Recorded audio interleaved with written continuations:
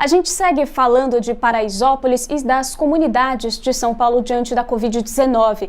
Quem nos atende agora é Jorge Caiano, médico sanitarista e pesquisador do Instituto Polis. Doutor, muito obrigada e bom dia. Bom dia.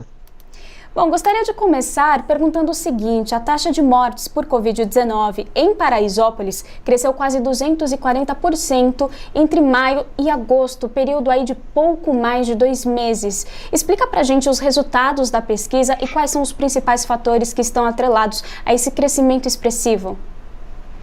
É importante eu esclarecer que o primeiro levantamento foi feito com dados de maio e nos revelou uma situação em que o número de mortes que aconteceram dentro dos limites da favela Paraisópolis eram menores do que as mortes que aconteceram no distrito da Vila Andrade, onde fica a favela. E isto o próprio distrito da Vila Andrade com taxas de mortalidade abaixo da média da cidade. Isto nos pareceu bastante interessante e promissor, porque representou, na nossa interpretação, os resultados de um trabalho bastante organizado dos próprios moradores da favela, no sentido de desenvolverem um conjunto de ações de solidariedade, de distribuição de máscaras, de cestas alimentares, a obtenção inclusive de médicos dentro da própria favela e com contratação de ambulância para poder levar os moradores em casos de necessidade. Enfim, um conjunto de ações que contribuiu fortemente para uma redução do número de adoecimentos e mortes dentro da favela, demonstrando que esse tipo de ação desenvolvida era bastante importante, teve bastante impacto naquela favela. O que nós observamos no segundo levantamento, que só foi possível de ser feito com a lei de acesso à informação, porque esses dados não eram disponibilizados ou não estão sendo disponibilizados, né?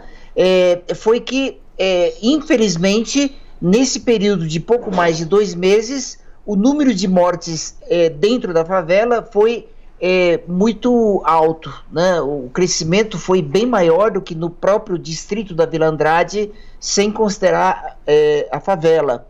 Isto nós acreditamos que representou uma espécie de demonstração de um limite da potencialidade dessas iniciativas comunitárias de conseguirem conter a pandemia. Por que é um limite? É porque faltou ação pública, apoio governamental junto com a população e de apoio a essas iniciativas todas que foram desenvolvidas. E nós sabemos que isso não acontece apenas em Paraisópolis, né? Em vários bairros nós temos iniciativas comunitárias importantes, mas que ficam, digamos, sem qualquer tipo de apoio ou de complementação da ação pública. Doutor, o estudo também apontou um aumento expressivo de mortes entre os idosos de Paraisópolis. Quero perguntar, qual que é a faixa etária da população de Paraisópolis? É de maioria jovem ou idosa?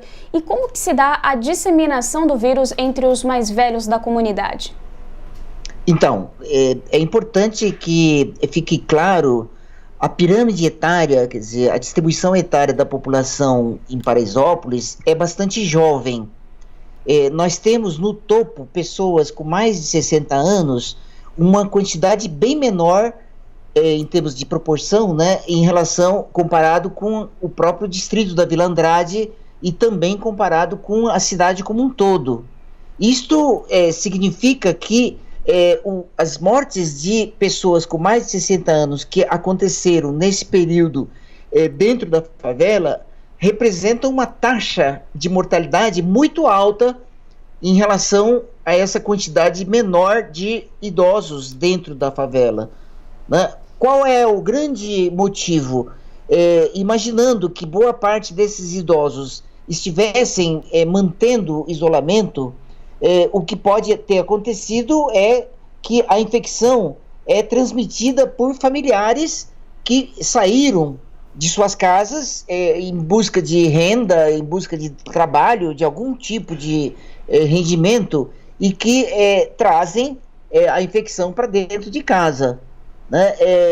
Este é o motivo que justificava a importância de se manter isolamento, né, e distanciamento social adequado durante algum tempo, né? Infelizmente, eu digo infelizmente, porque em outros países, com cerca de 2 meses de trabalho ativo de busca de casos e rastreamento dos contatos, né, dos comunicantes, e mais o isolamento adequado dos casos de pessoas infectadas, a maioria dos países conteve essa pandemia, e tanto que se fala hoje em uma segunda onda, né, que estaria acontecendo nesses países. Mas, na verdade, no Brasil, nós não saímos da primeira onda desde o início da pandemia. Estamos vivendo uma situação de um platô em níveis altos, tanto de casos de infecções quanto de óbitos.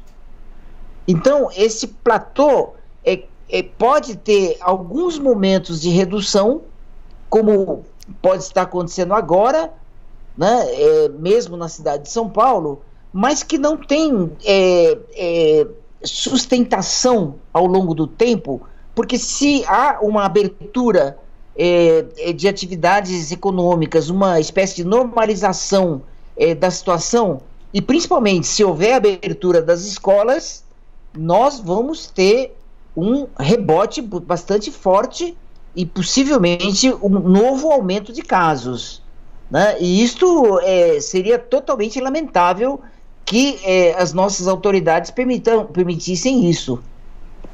Com certeza, doutor, eu quero agradecer a participação no Jornal da Manhã, segunda edição, e também por todas as informações e esclarecimentos. Nós conversamos com o Jorge Caiano, médico sanitarista e pesquisador do Instituto Polis.